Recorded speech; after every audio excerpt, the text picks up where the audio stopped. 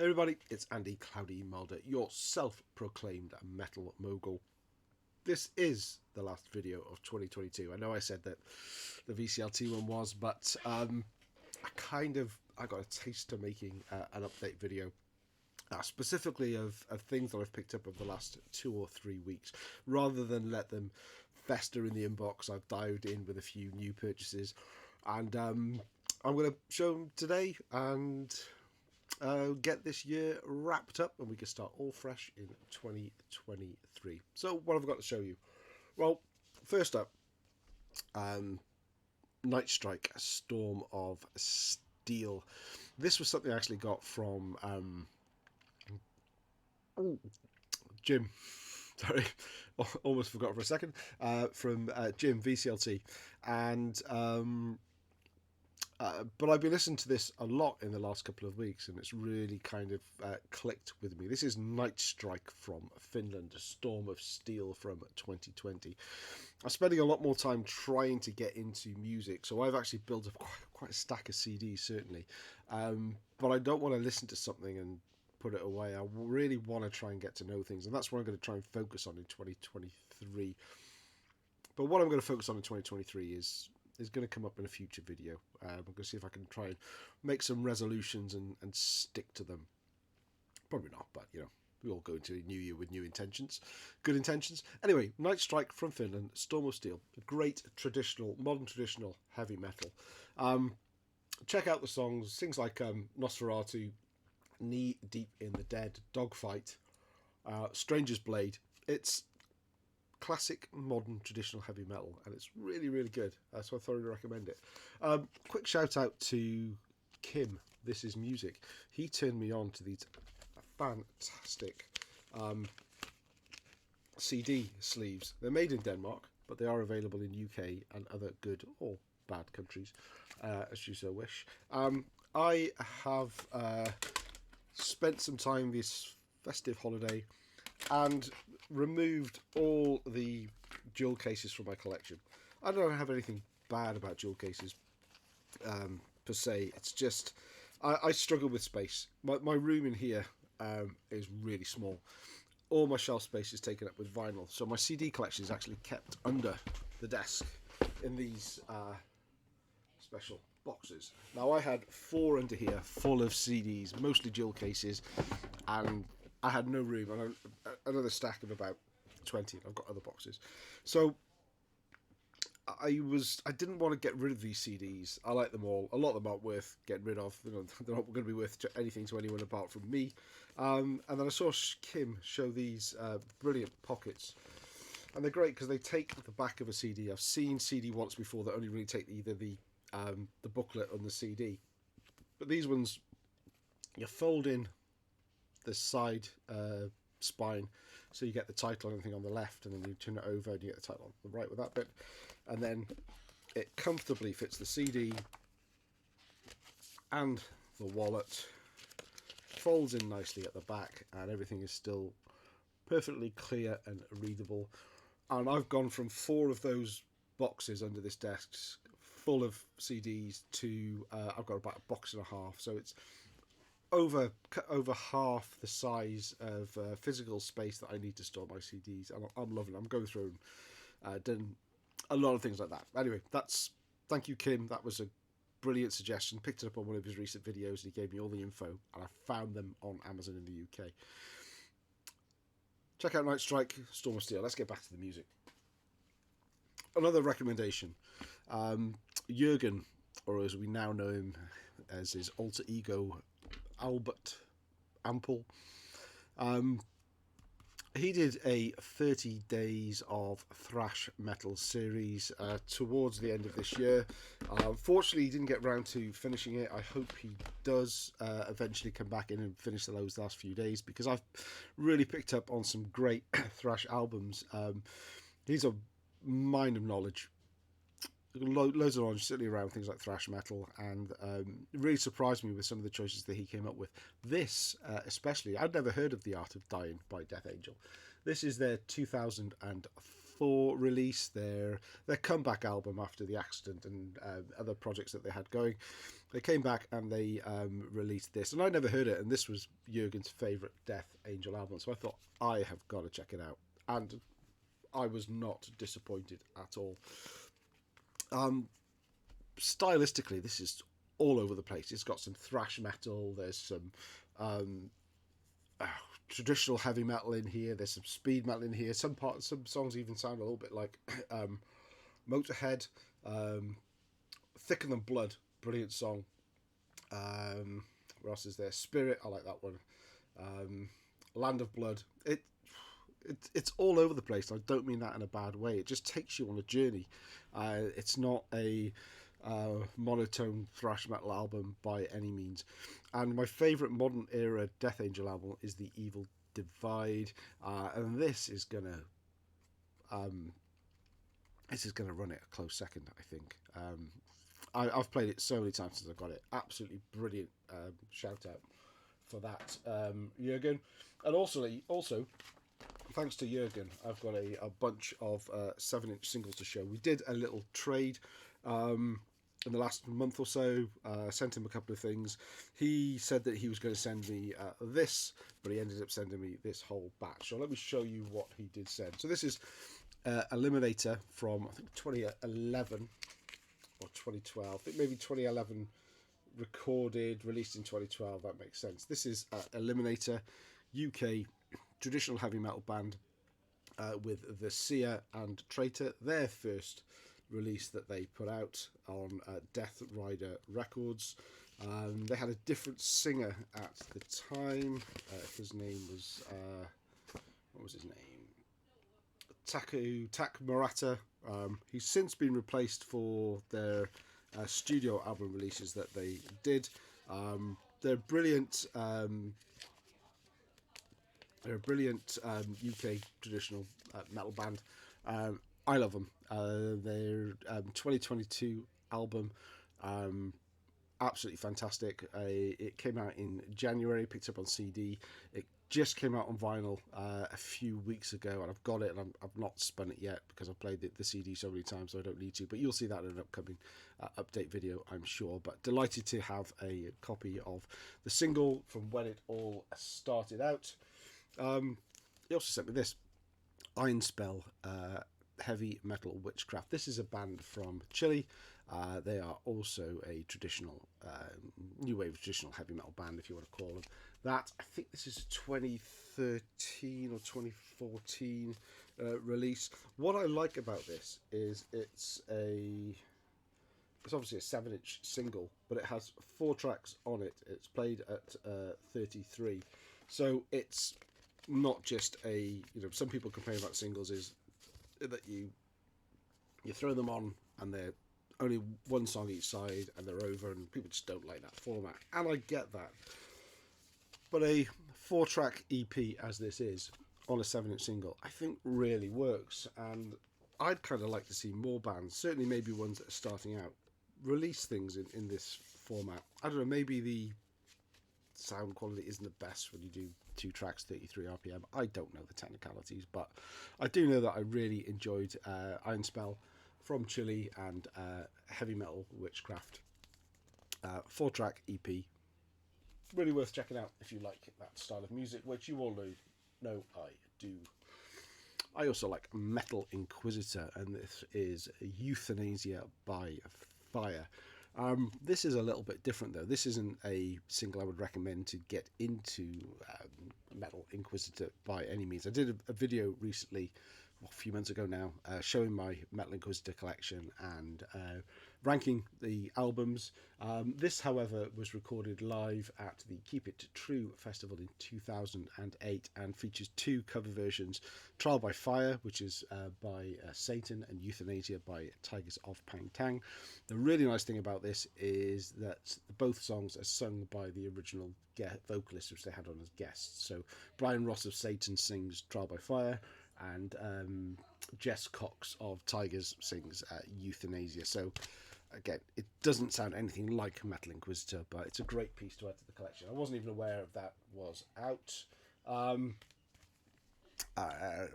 Grand Massive. Never heard of them. Rubbish name. Not a particularly good band. Appreciate you sending this on to me, Jürgen. But this one was a little bit of a miss. More on the hard rock side.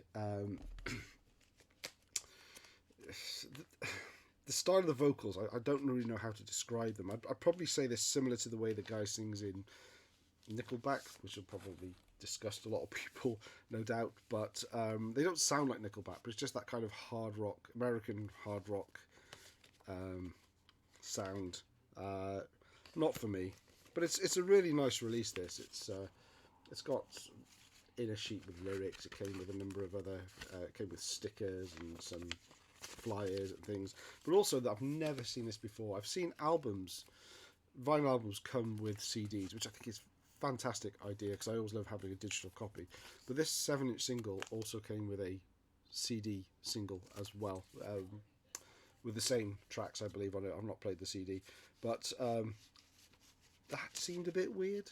I don't know. That seems to be a bit overkill, really. If you're gonna try and spread the word, I don't know. Maybe it was an ingenious idea, but then again, I've never heard of Grand Massive, and I bet many of you haven't either. I'm not even sure what year this came out. I think it was possibly around 2014, but well, there we go. Grand Massive. Thank you, Jürgen. I mean, I would never have listened to them otherwise, and maybe I'll give it another go. One of the jewels in the crown of the package, though, was this unassuming white label High Spirits Running Home and Let's Rock single. This is the first thing that High Spirits put out. I love High Spirits. One-man band in the studio. Chris Black. Released in 2010. I didn't expect to have this in my collection. It's not impossible to find, but it's never available in the UK. So to get a copy of that and get it without even knowing I was getting it. Cheers, Jürgen. Really, really appreciate that a lot. Next up, I have got 3 albums I picked up from a label called Coda Records. They often pop up on my social media feed, and I ignore them because they seem to do a lot of these exclusive, unofficial kind of bootleg releases that have been released many, many times. And I look at them and think, well, they don't look that much. They're nothing I particularly want. But the advert I saw this month piqued my interest because it said all Coda 2022 releases for $9.99, but also buy 2 get 1 free. So thinking 3 albums for what, £6.66 each. That's not to be sniffed at. I probably had a couple of beverages before I browsed the website, which meant that I didn't read the small print. Yeah, you've heard this story before. I didn't read the small print before I actually pulled the trigger. So what I actually got, I'm happy with for the price I paid, but I was also a little surprised when it arrived. And let me explain why. So the first one I bagged was this white vinyl Ramones Tommy's Last Stand album. As you can see, it's not much of a package. It's basically a single vinyl record in a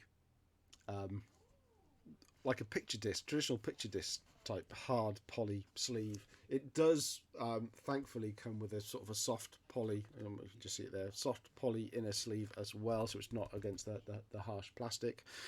But that's it. That's all you get. The original price of these was £15, I think. And if I'd bought that for 15 quid, I'd have felt a little bit cheated. I hate it when records don't come in card sleeves anyway. And there's no additional information. I mean, you do have the track list on the back. There is a QR code here, which there's a scan here for your companion ebook, the Ramones book review. But what that actually is not something specific to this album. It's a QR code to get an electronic copy of Rock Review magazine, which I think these were released in conjunction with Rock Review magazine in a particular version had an article specifically probably about Tommy's Last Stand. I've not read it. I've only just looked at what the contents of it actually was from the QR code. I will download it and I will read it to get the most out of it. But yeah, for £6.66, I'm not too disappointed. But as I say, if I bought this for £15, now I wasn't fooled. I wasn't particularly misled. I went back and read the description. The description did say this edition is a single disc, clear poly sleeve. So it did say what I was buying, but they did hide that description in like a Seymour. But you had to click on an extra button to expand the text out, and I didn't do that. So it's kind of my own fault. But anyway, Tommy's Last Stand is supposedly Tommy Ramone's last live gig with the band. I thought that would be quite cool to have, but as I was listening to it, I realised that I was familiar with the track order. Okay, it's Ramones 1977. There's lots of bootlegs out there that have the similar sort of track listing, but I also recognised all sort of the Joey Ramone's banter between the songs, and then quick search actually realised that this is actually one of its previous incarnations was called Eaten Alive, and I've got that on CD. Thankfully, I don't have a vinyl. I have a number of 70s Ramones bootlegs on vinyl, and I wouldn't have wanted a duplicate copy, even with a different label and different pressings. I'm not into all that. I want sort of breadth rather than depth of different, the same pressings of the same thing. But yes, so this is kind of nice to have. I'm pleased with that one. The second one that I bought that got me my 2 for offer was this Guns N' Roses again live unofficial boot. Welcome to a Night at the Ritz, which was recorded 2nd of February 1988 at the Ritz, New York City. Again, I believe this has been reissued on many different formats throughout the years. This is on bone white vinyl. Again, there's a QR code to get a copy of the magazine it was featured in. But I really wanted this because I don't have much. I don't think I have any live Guns N' Roses stuff, and it's got 9 tracks on here, and they're all the classics from the first album, really. So it's great to kind of hear the songs being sung live and Slash doing his own interpretation of the solos and things. So I was really quite pleased to have that, even though it's kind of a very basic release. Buy 2 get 1 free. I was struggling a little to find a third album that I thought would be worthy. I did go for the Metallica What If. This is from Woodstock 94. Again, it's been re-released many times. It is only 7 tracks from that. So we've got Nothing Else Matters, Creeping Death, Whiplash, Sad But True, One, Enter Sandman, and So What. The Black Album tracks, I'm not fussed about them. They're a bit dull. It was good to hear One, and Creeping Death and Whiplash are always good songs, and So What wasn't a bad cover, but the overall sound quality of this is not very good at all. I've not heard anything from that Woodstock 94. It's a period of Metallica that I'll just never bothered dipping into. So yeah, this was a little disappointing in terms of sound quality. It doesn't sound like it's off sort of the soundboard recording as many of the bootlegs are. It does sound more like an audience recording, or maybe the sound of Woodstock 94 was just garbage. I don't know. If you know, do let me know in the comments below. But that was the 3 overall. It wasn't a waste of money. I think it was good. Happy with it. Megadeth, The Sick, The Dying, and The Dead. I didn't think I would be getting this album on vinyl. Certainly not this year. When it first came out, retail prices were around £37 or £38, and I am not going to pay that for a new album. All right, I made aside, yes, I've done that, but for any other band, I'm not going to pay that aside. £37 for one LP, albeit a double LP, is just shocking. That's just ripping people off. But again, on social media, somebody posted up that it was Amazon had it for $19.99, and you know what? I thought, why not? I've heard some really good things about it. I'm going to grab it, and I'm really glad I did. It's a very solid album. So I've only had this for 2 or 3 days now. I've listened to it about 3 or 4 times, and it's a really good album. I haven't listened to it enough to really place it in terms of where it fits with the rest of the catalogue. A lot of people compare it to Dystopia, and a lot of people seem to say it's better than Dystopia, but I really like Dystopia. I like this album a lot from what I've heard, but I'm still in the Dystopia camp at the moment. But side 1, The Sick, the Living, the Dying, The Sick, the Dying, and the Dead, Life in Hell, and Night Stalkers. Absolute banger of a first side of the album. There's a couple of filler bits in here, I think, but overall, I'm happy with it. I'm glad I got it, and I'm glad I got it for a decent price. Although I say that with gritted teeth because I hate paying vinyl prices these days. I'm kind of being a little bit priced out of the market. I'm very, very bitter about it. But there we go. It's Megadeth. It sounds superb. Dave's done a great job. The band are on fire. So there we go. Last one I am going to show you today. The last album I'm going to show of the year is the present I got from my wife under the Christmas tree, and that's Dio Donington 87. As the hype sticker says, limited edition 3D lenticular LP album art print. Side 4 of vinyl features exclusive etching. It's not a very good etching though. It's very, very faint. But it's the complete legendary 1987 Donington performance from Dio. Now, I don't know if I've mentioned this before. I was at this gig. It was my first ever gig. Donington 87. So to have a vinyl copy, I've got a few albums where I've got vinyl copies of gigs that I went to, but to have one from the first live gig experience I ever went to is a bit special and does give me a little bit of the fizz. Lenticular covers don't really work on camera. The not so good etching is a representation of this picture, so it's already quite complicated, so it's not surprising it doesn't come out. But you know, at the end of the day, I would rather have the music spread across 3 sides than really drawn out across 4. So I don't mind the fact that there's it's only a 3-sided album.